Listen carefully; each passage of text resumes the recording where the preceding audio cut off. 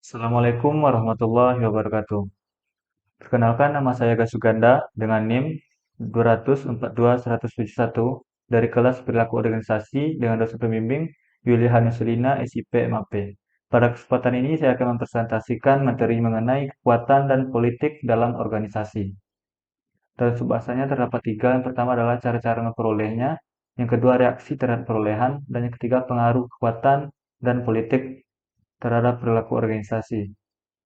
Pertama adalah kekuatan atau kekuasaan.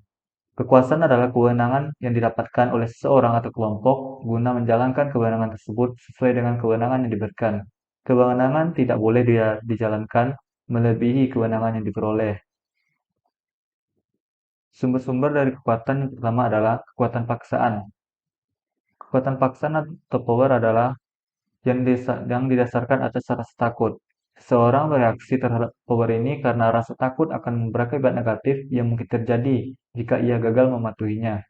Power paksaan adalah power yang didasarkan atas rasa takut. Seseorang bereaksi terhadap power ini karena rasa takut akan berakibat negatif yang mungkin terjadi jika ia gagal mematuhinya. Yang kedua adalah kekuatan imbalan. Pematuhan yang dicapai berdasarkan kemampuan membagikan imbalan yang dipandang oleh orang lain sebagai berharga. Kondisi seperti ini akan mempunyai kekuasaan atas mereka. Yang ketiga adalah kekuatan kepakaran.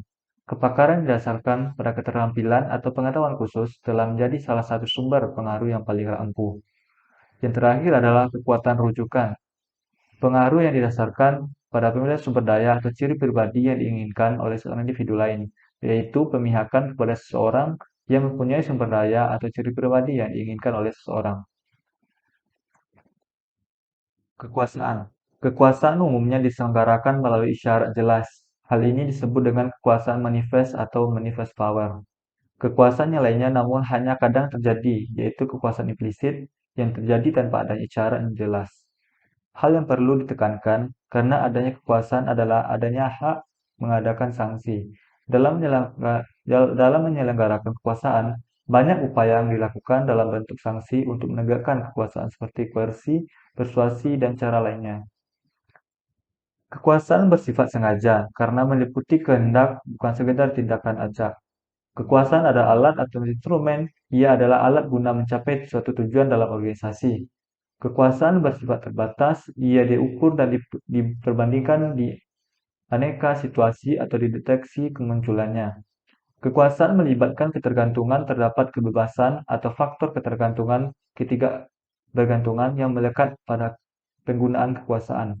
Kekuasaan adalah gagasan bertindak, ia bersifat samar dan tidak selalu dimiliki. Kekuasaan ditentukan dalam istilah hasil. Hasil menentukan kekuasaan yang kita miliki. Kekuasaan bersifat situasional, taktik kekuasaan tertentu efektif di suatu hubungan tertentu, bukan seluruh hubungan. Pengaruh kekuatan ataupun kekuasaan. Kekuatan berdampak pada job performance atau kinerja dan komitmen, namun bergantung pada jenis kemampuan yang mana cognitive ability, karena merupakan bentuk kemampuan yang paling relevan untuk semua pekerjaan. General cognitive ability merupakan prediktor paling kuat dari suatu pekerjaan, pada khususnya aspek task performance. Di semua pekerjaan, pekerjaan lebih cerdas memenuhi semua kebutuhan deskripsi pekerjaan lebih efektif daripada pekerjaan yang kurang jelas. Hal tersebut terjadi karena pekerjaan dengan general cognitive ability lebih tinggi, cenderung lebih baik dalam pembelajaran dan pengambilan keputusan.